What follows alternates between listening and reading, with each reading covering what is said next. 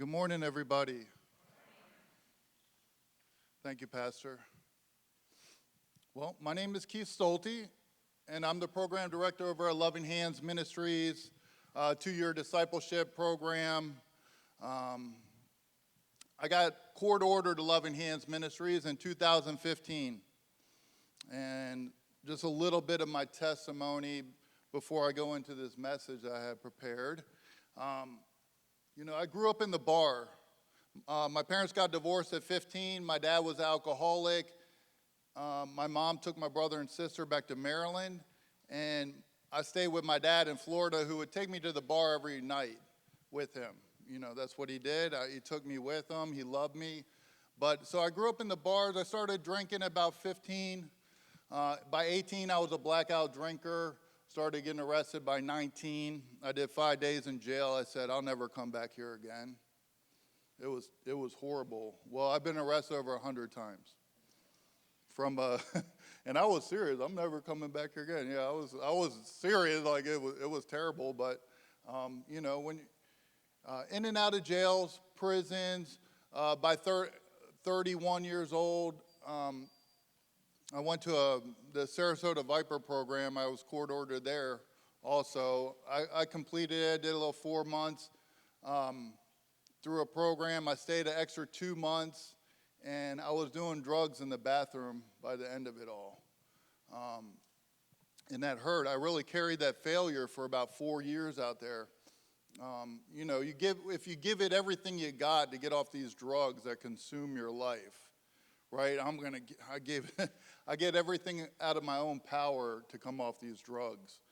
To no avail, ended up back in jail at 37. That's where I got a pamphlet for Loving Hands Ministries. But before that, I was in jail and I stole from my bunkie, and that's like the cardinal rule in jail. You don't steal from your bunkie. You can do anything else but that. And he's like, did you steal from me? I'm like, no, I didn't do that. No, sorry. Well, I got $20. My dad sent me $20, which isn't much in there. And I put the equivalent of what I stole in his bunk. And I said, I need some help. I got some issues, And that's when I got a pamphlet for Loving Hands Ministries. It's actually the similar pamphlet that you got today that I got in the jail cell. And I said, that's where I'm going to go. And everybody said, well, you're crazy. You could just do 10 more months in jail. And I said, well, what's 2 years to the rest of my life? And I've been at Loving Hands Ministries for 7 years. That's my beautiful wife right here. Huh? I got a driver's license in my pocket after 20 years of driving on suspendeds when I was graduating the program, and I didn't work a job. And God moved in my life. He made these things happen that were impossible for me. And, so I've been there. I've been program director for 3 years. I did 4 years up in Dade City before I came to Palmetto. And pretty much as fast as I could hold on, God was restoring my life. But that's a little bit about me. I want to talk about this morning the joy of serving others. The joy of serving others. Who wants to be great? Who wants to be great?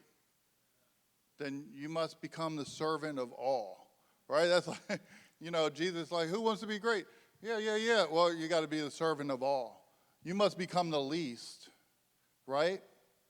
And there's a joy in it. We should be finding joy in serving one another.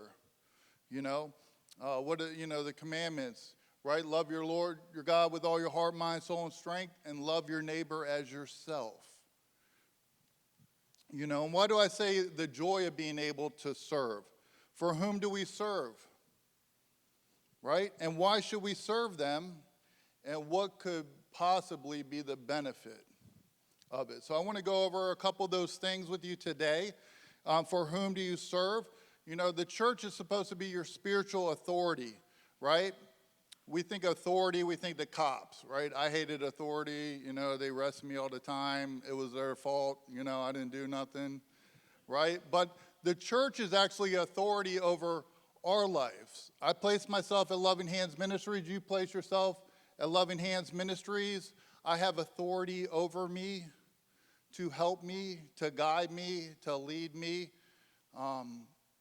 The church is an authority over us, over you as a congregation. You have your pastors, you have the elders, you have a lot of great leaders. I just seen them all in the back as we were praying. There's a lot of people who lead and serve here, and they serve you, and they do an amazing job, and they care for you, right? So the elders, the deacons, the pastors who are over the church, we should be honoring and caring for them. You as a congregation should be caring and honoring your leadership here, the elders, the deacons. You should be trying to do a good job for them. You should try to be helping out where you can, right? And you may say they should be serving us. They're the pastor, they should serve me. But us as a congregation, or us, under leadership, should be willing to serve and honor. Because those who follow Christ are called to serve one another in love. We're called to that. We're called to love one another. In Hebrews 13, it says, "Obey your leaders and submit to them, for they watch over your souls as those who must give an account. To this end, allow them to lead with joy and not with grief, for that would be unprofitable to you." So this is a little bit, this is for you guys, don't give me a hard time, right? Because they're held in account for your soul. We are going to give an account. Everything I do, every decision I make is a weight over the people that I look after and take care of. In Peter 5, it says, "Likewise, you younger people submit to your elders," right? Likewise, all of you be submissive to one another. In James it says, "The wisdom from God is willing to yield, bearing fruits of righteousness." The willingness to yield to one another, that I don't have to get my own way. Not that I should sin, but if I can willing to yield to somebody's request, then I'm going to. These guys got to work with each other a lot, trust me. They live together 24/7, right? It's like having 10 brothers that you live with, okay? But they got to be willing to yield. They got to serve. They got to serve one another. They got to serve those who are above them. And there are plenty of ways to serve at your church and to get involved in what's going on. There's plenty of things to do. There's plenty of harvests out there. There's plenty of people that are hurting and lost, that need some love, affection, a smile, a handshake. And don't think that the pastor didn't pay me money to come preach this message for you, okay? So don't think he paid me, but, there's stuff to do around the church. There's a lot of work. There's a lot of needs out there. There's a lot of hurting people. So, think of ways that you can help serve and get involved. He says in Matthew 10:40, he says, he who receives you receives me. And he who receives me," he's talking about Jesus, right? Jesus says, he who receives you receives me, and he who receives me receives the one who sent me. Then he says, whoever receives a prophet because he is a prophet will receive a prophet's reward. Okay? And then he goes on to, and whoever receives a righteous man because he is a righteous man will receive a righteous man reward. So there is a reward when we receive from our leadership. There is a reward when I honor Miss Kim, the president, and not be a burden to her. That is for my benefit. It is not a benefit for me to give her a hard time. It's going to make my life harder, trust me. But it'll also help me gain favor before God and man, right? So you receive a prophet in the name of a prophet, you receive a prophet reward. You receive a righteous man in the name of a righteous man, you receive a righteous man's reward. And then Jesus says, if anyone gives even a cup of cold water to one of these little ones because he is my disciple, truly I tell you, he will never lose his reward. So those who are new in the faith, those who are new Christians, love on them. You will by no means lose this reward. And if Jesus is saying there's reward, and then that's what we want to go for. We want to be pleasing in his sight. If we go into Philippians 2:14, the guys know this verse really good, and I do too. But do all things without complaining or arguing, right? That you may become blameless and harmless children of God, without fault in the midst of a crooked and perverse generation, among whom you shine as lights in the world. Okay? Do everything without complaining or arguing. That's a tough one. Sometimes I will complain to my wife, okay? And it does not help any situation, because God has placed all of us in the situation that we're at right here and right this moment. Complaining doesn't do anything except stir up emotions. And I had to go to my wife and say, forgive me. Because work gets tough. Ministry gets tough. It's also exciting, but it's also tough. And it could be, and I can complain to my wife, right? I've complained to other family members. That really is bad, Don't do that, right? Or I could complain to my wife. That doesn't do anything but get her stirred up, me stirred up more, and it doesn't solve the situation that we're in. Cast all your cares on him because he cares for you. That's where the complaining, that's where if you want to complain, give it to God, right? So don't complain. Help one another. Serve is not a bad word. I just wanted to put it out there. It's not a bad word, okay? It is actually a good thing. Jesus comes to save, not that so we can serve ourselves, right? If I'm like, okay, God, use me, right? Is he saying, okay, now do everything for yourself?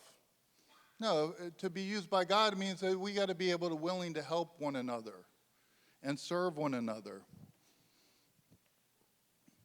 Matthew 23:11, I already said this. Whoever wants to become great among you must be servant of all. Whoever welcomes this little child in my name welcomes me. And whoever welcomes me welcomes the one who sent me. For whoever is the least among all of you, he is the greatest. And this is a big kingdom principle, because it goes against everything that the world teaches, right? You want to be great, you have to have all this money, fame, this, that. That's not true. Jesus is saying you want to be great, you must become the servant of all. 1 Peter 4:8, this is a life verse of Pastor Wendell and Loving Hands Ministries. Above all, have fervent love for one another, for love will cover a multitude of sins. Even Jesus says, if I honor myself, my honor is nothing. And Jesus honored the Father, and the Father honored him. He said, if I honor myself, that's no good. That's not profitable, right? I honor the Father honors me. And, love your neighbor as yourself. And a lot of people, we get the parable of Luke, the Good Samaritan. Everybody knows it, but I'm going to read it, okay? Because this is who our neighbor is. Anybody who's hurt, lost, if they need something and then we could provide, and, by all means do it. You won't lose your reward. And he answering said, thou shalt love your Lord God with all thy heart, soul, and strength, and love your neighbor as yourself. And this was I think he was a lawyer. I didn't write it down on there, but he was trying Jesus. I keep the commandments and this. And he said unto him, thou hast answered right, this do, and thou shalt live. But he willing to justify himself, right, said unto Jesus, and who is my neighbor?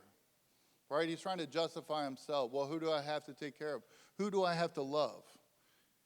And Jesus answering, a certain man went down from Jerusalem to Jericho and fell among thieves, which stripped him of his raiment and wounded him, and departed, leaving him half dead.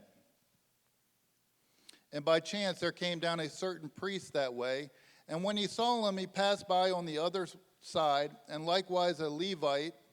So a priest passes him. Then a Levite, when he was at the place, came and looked on him and passed by on the other side. But a certain Samaritan, and Samaritans weren't supposed to have anything to do with the Jews, as he journeyed, came where he was, and when he saw him, he had compassion on him. And he went to him, and he bound up his wounds, pouring in oil and wine, and set him on his beast. It said here, okay, much, but probably on a donkey, right? And he brought him to an inn and took care of him, right? So he cared for this man, a complete stranger, and helped him. And on the morrow, when he departed, he took out 2 pence and gave them to the host, and he said unto him, take care of him, and whosoever thou spendest more, when I come again, I will repay thee.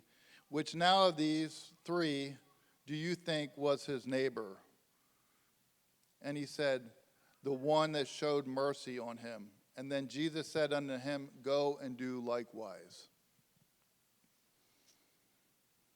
Philippians 2:3, let nothing be done through selfish ambition or conceit, but in lowliness of the mind. Let esteem others better than yourself. Now this was tough. This verse was very tough for me, because I wanted to understand why I would do this. And this is why in the beginning I put, why should we serve them, and what could possibly be the benefit here? Okay, because this was something, I got saved, I knew I was saved, I loved Jesus, but I didn't really understand this verse, but I knew what it was saying, right? Let nothing be done through selfish ambition or conceit, but lowliness of the mind, let esteem others better than themselves. And I said, well, what benefit is for me right here? What do I get, right? Jesus says that for you love those who love you, what reward do you have? Don't even the tax collector do the same? And you greet your brethren only. What do you do more than others? Right? So anybody can love people that they love, And, when you make yourself about other people, when I take my life and make it about 10 other people, I've multiplied myself. My life is no longer myself. When I make my life about 100 different people, my life is going to bear fruit 100-fold. You see what I'm saying? Making everything about me, there's no multiplication, there's no reaping a harvest, there's not anything. But when I make my life about all these other men at Loving Hands Ministries, and I serve them, and I make them better than myself, and I'm willing to lay down my life for the brethren, then my life is magnified or multiplied in Christ. And it's not to glorify myself, it is just the love of Christ that motivates me to do these things. So when you take your life and you say, okay, Lord, use me, and use me for the benefit of other people, you're making your life about him and then more than yourself. And there's always a harvest that comes back. People will see that you do good. You will gain favor with people. And you will grow in stature, and you'll also be glorifying our Lord Jesus Christ. So I just want to thank you. That was a message I had this morning. I hope it blessed you guys. I got one hand clap. Okay, come on. All right. But it is a joy to serve. Feels good. You wake up in the morning, it feels good to serve others. I'm going to have Kenneth and the guys come up.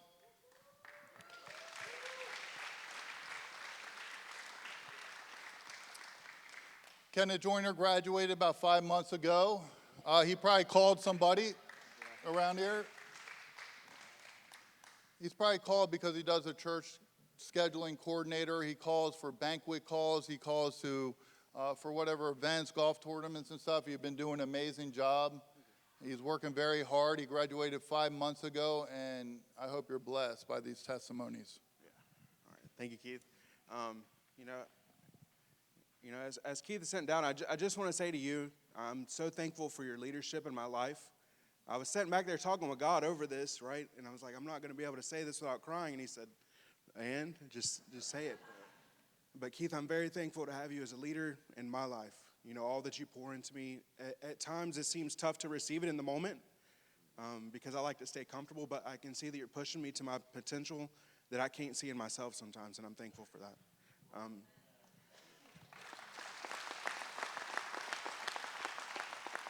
I'd rather cry before you guys than not listen to what God was saying. So my name is Kenneth. I'm 28 years old, and like Keith said, I graduated this program 5 months ago. And it is the hardest thing that I've ever done. You know, I spent 10 years in drug addiction. God delivered me from that while I was in prison. And my time in prison was easy compared to what we do here at Loving Hands, okay? So Loving Hands is a 24-month minimum discipleship ministry for men like myself and these guys behind me who have struggled with life-controlling issues like drug addiction, alcoholism, homelessness.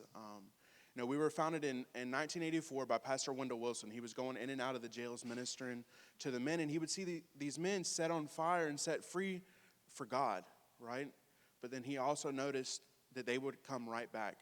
And God revealed to him that there was no discipleship there. And God also revealed to him that he was the one to disciple them. Pastor Wendell opened his doors and started bringing men in fresh out of prison and jails right to his house, and he was discipling them. And 39 years later, we're still at his house. And God has just, you know, often I sit back and think over this, that 39 years ago when Pastor Wendell founded this, God knew that I would need a place in 2020 to come. And I'm just so thankful that God can see the end from the beginning and that he had a spot for me here. So I really want to get into some testimonies, and I'm going to have my brother Andrew come up and share first.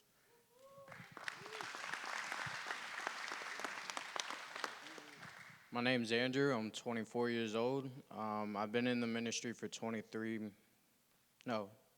months now.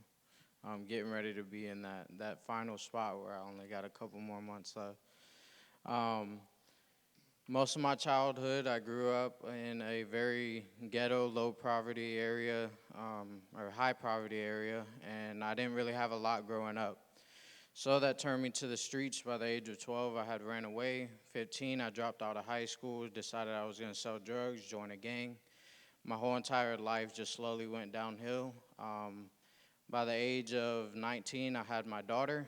I thought that was going to change my life, but it didn't. It actually made it harder for me to do what I wanted and also be a father. So it pushed me to go into the lifestyle that I was living even harder. And it got to the point where I started losing everything that I gained. And it was like Keith said, because I tried to do something in my own power without God. I knew who God was.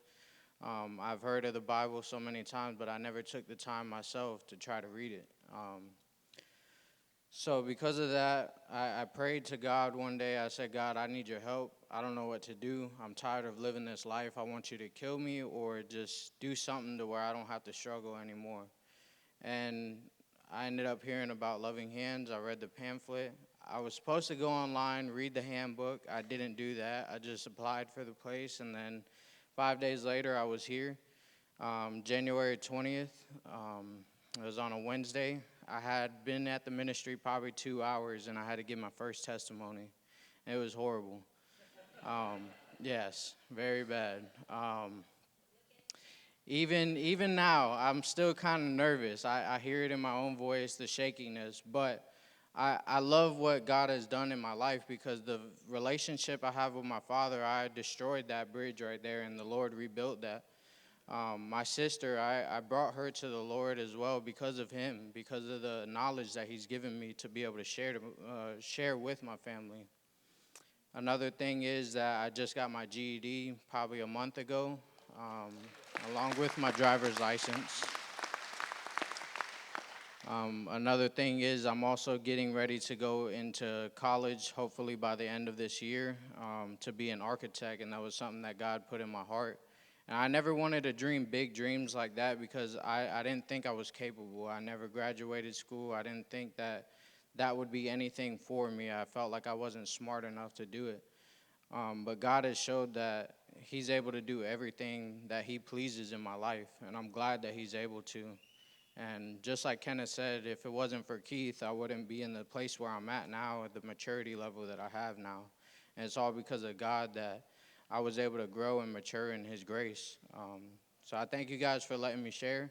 The testimony or the life verse that I want to leave you guys with is Psalms 1:1 and 2. Is blessed is the man who walks not in the way of the ungodly, nor in the way of the wicked, nor stands in the way of the wicked, nor sits in the seat of the scornful, but his delight is in the law of the Lord, and in his law he meditates day and night. Thank you.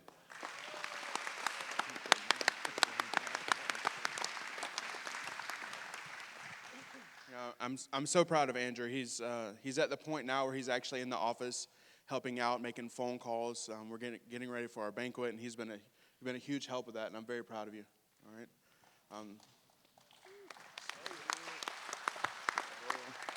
So the next person I would like to share would be my brother Joe.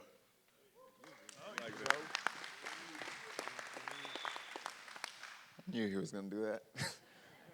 My name's Joe. I've been in the ministry for 23 months. 21.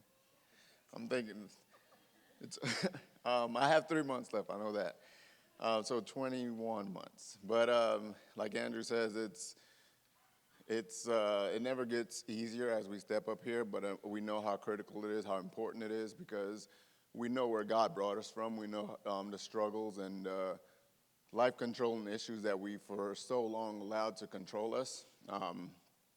My life-controlling issue was alcoholism and lack of self-worth and the identity that Christ has for me. What he's called me to be, the man that he's called me to be, which I didn't see for a long time because I was so stuck in the lies that I believed for a long time. Growing up, I didn't have my father in my life, and that took me down a bad path. It got worse having an experience where at 13 I actually overheard him saying he didn't want to be, and that just really gave me that lack of self-worth that I have, where I just didn't see any good in me. And it didn't matter what I accomplished, no matter what I did, it was never good enough because I felt like I wasn't good enough. And so after high school, I went into the military, and being a 19, 20-year-old that's turning 19 and being on my own, really, you're told that you can do so much at this point. So as long as you could follow the rules, make sure you're back to formation when it's time for that. You could do pretty much whatever you want, and that's where I fell into alcoholism. Before that, I didn't get into it too much. I didn't get into it because I was big into sports, and I just felt like it would hurt what I was planning. But everything that I planned before that was on me planning, and it wasn't what God had for my life. I wasn't walking with him. I didn't have the relationship that I have now or the foundation that I have now. So it just took a toll on my life. Like, no matter what happened, I would always turn back to the bottle, always drinking, and I became a functional alcoholic to the point where getting up, going to work, never late for work or anything like that, but that's the first thing I would turn to. No matter whether it's a struggle or celebration, that's what I would go to. And it affected relationships with my family. It affected even with my children, getting a divorce, and everything was affected by it. I know it's more than just that issue, but I know that issue had a big part in it.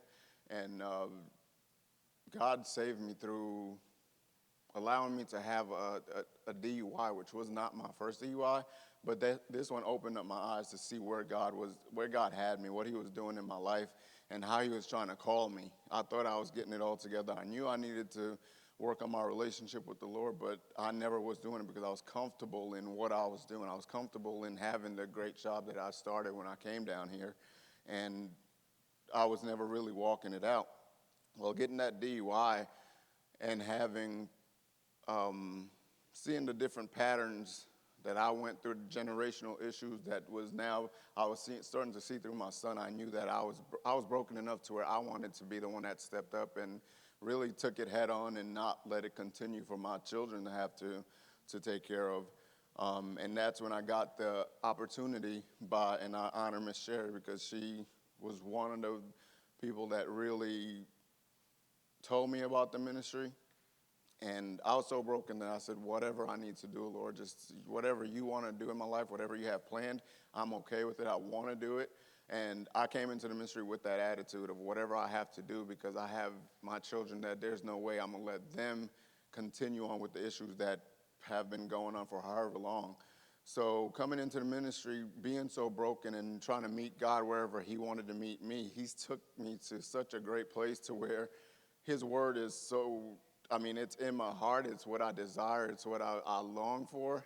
And I could never get enough of it. Going through almost completing the program, there's so much that I feel like I need to learn because I want to get closer to the Lord. I've seen him do so much in my children's lives where they're even more in the word now than they ever were before because I know God's working and they have their own scripture verses. And it's crazy to see God work. And every single time I struggle, and I get to the point, there's been times, like they said, the structure is so tough, and I was in the military, and I could still say it's tough.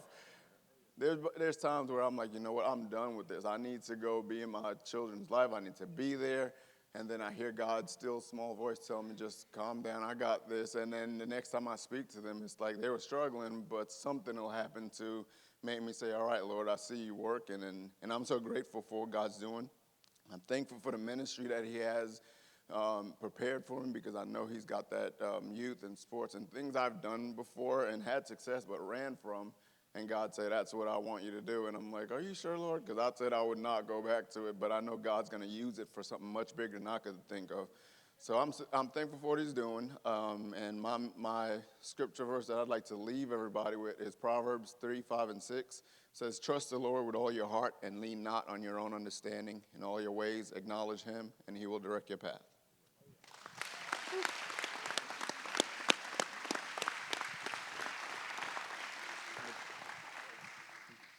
Joe is a great leader. I can see that in him. Joe, I really believe that you were meant to lead men, especially in the youth area. I want to say that it's no coincidence that we're here this morning, that we're here standing on this stage. Myself included, I'm sure many of us know a man who struggles with some type of life-controlling issue that's taken him away from a relationship with God. And Loving Hands is a place where that man can come and lay down his life and pick up the things of God. And it's also very important that you all know that God didn't do this because of who we are. It's all because of who he is. God's desire is for us to be into a relationship with him. The next person I would like to share would be my brother Mike.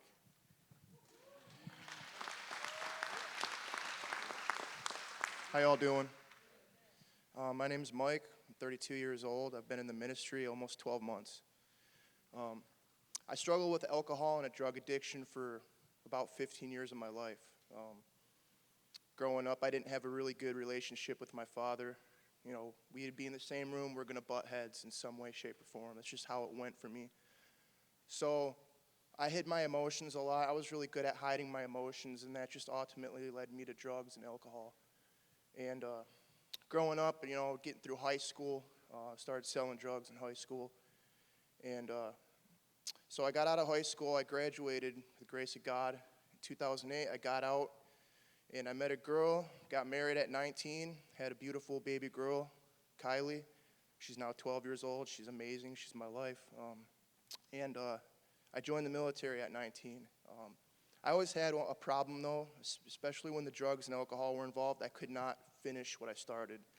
I did not finish a lot of things that I started. I wanted to do everything my way.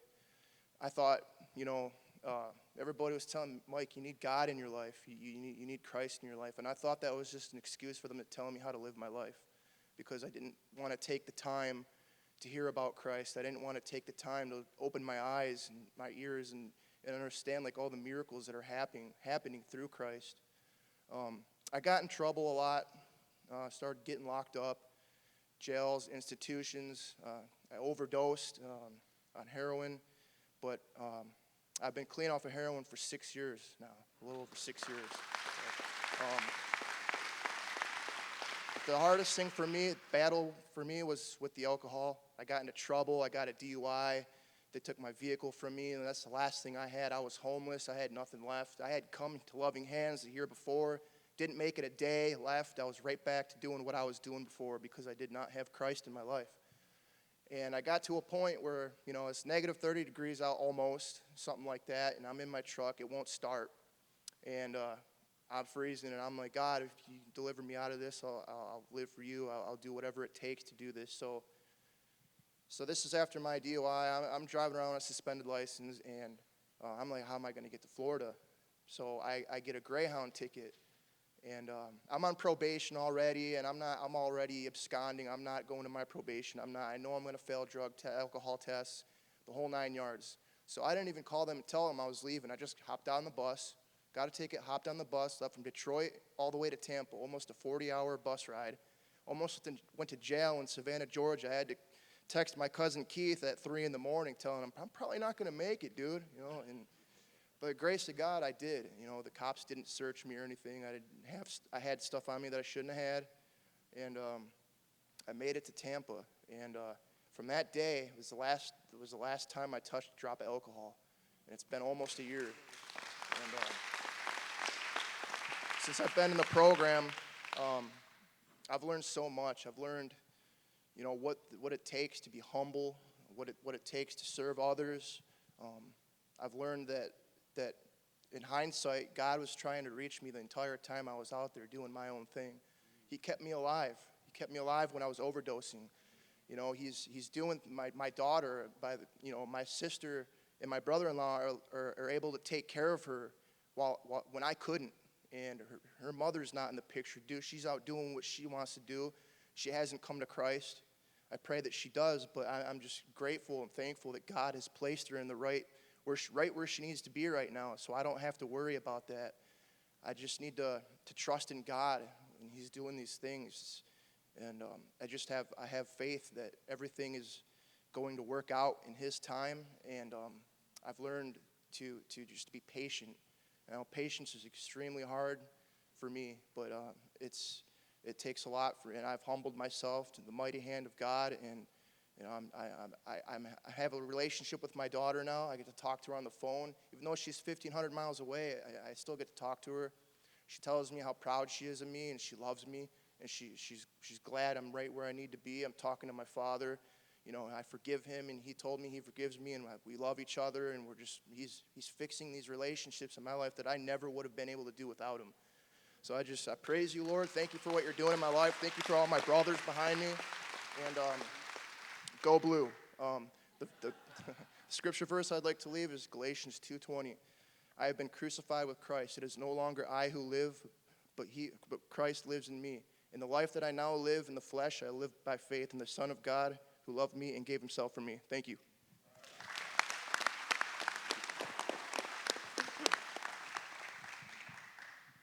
Mike, I just want to say that patience isn't easy for anybody. I don't know anybody in the room that's like, I'm ready to be patient, but you're doing great at it. You really are serving others. Mike just graduated out of the position of cook at our ministry. So everybody goes through the kitchen, right? It's named the furnace because you get stretched. You got to wake up before everybody and make everybody's meals, and we don't miss much. So the last person I would like to share would be my brother Ben. How's it going, y'all? My name is Benjamin Mahon. I'm from Nashville, Tennessee. I'm 36 years old, and I'm 16 months in the ministry. My mom and dad divorced when I was 12th grade in high school, and it left a big open void in my heart. My mom moved everybody back to Tennessee whenever her and my dad split apart. And I had to live without a father because my father went to the prison for 10 years. I stayed on drugs the whole time because I didn't know who I was. I didn't have an identity in nothing besides drugs. Every time I felt hurt, pain, or anything like that, the only thing I knew how to do is just fill it with drugs. And the drugs worked for about 15 minutes, but it always died out. And there was always that hole left bigger and bigger and bigger and bigger until it took more drugs and more drugs and more drugs. Until the time that my friends and stuff started passing away, and I lost 2 girlfriends, and I felt that my life was leading me down a road that I was going to be the next one.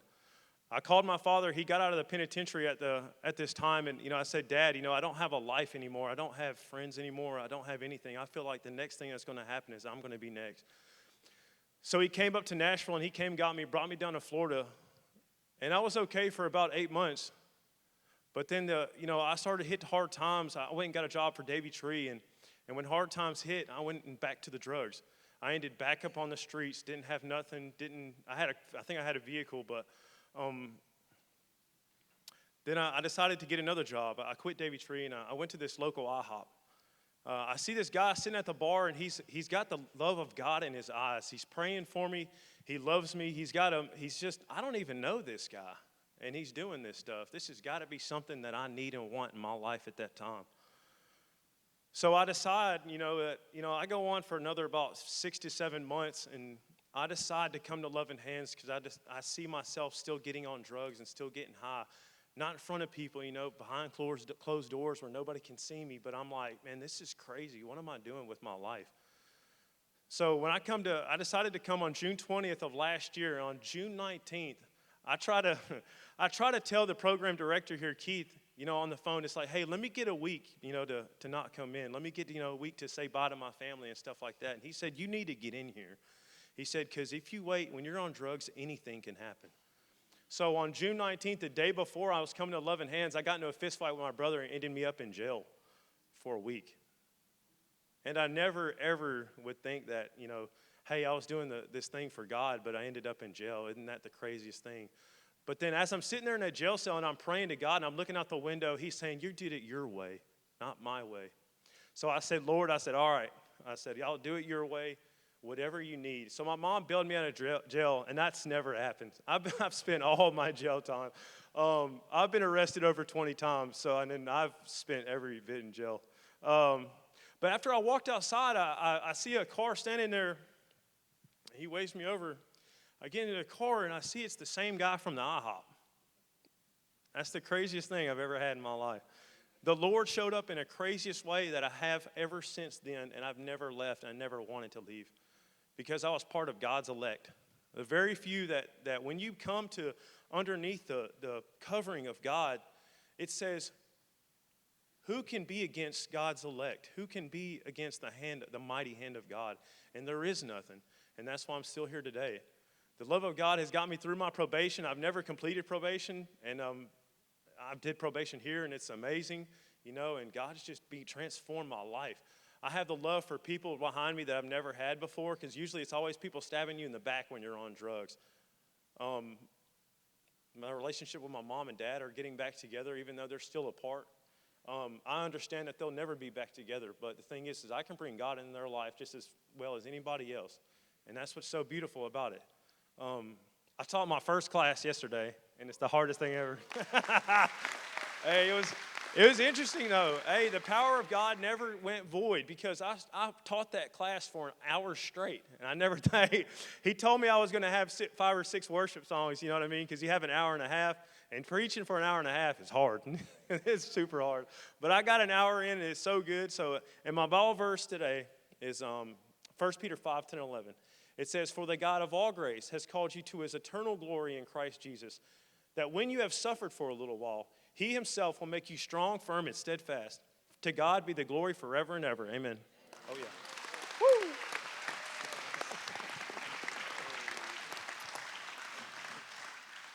Woo! Ben is our work project overseer. We live on 10 acres of property, and, as good stewards, we like to take care of everything that we can. And God has blessed us with Ben. Ben is an amazing carpenter. He's phenomenal with woodworking, drywall, some mechanic stuff. Really anything that needs to be done, Ben says that he can get it done, and he does in a good way. In closing, I just want to say, Loving Hands we're not just numbers here. We're a family. We have 3 campuses, and we come together for holidays. We make good memories together. We hunt Easter eggs together. When you get 20 grown men out there running after Easter eggs, it's going to be a good memory. We open Christmas presents together. We sit around the Christmas tree and read the birth of Jesus Christ, and it's just real good memories. We're not high, where we can't remember nothing, but we're sober, and we're making good memories. So that's what I got.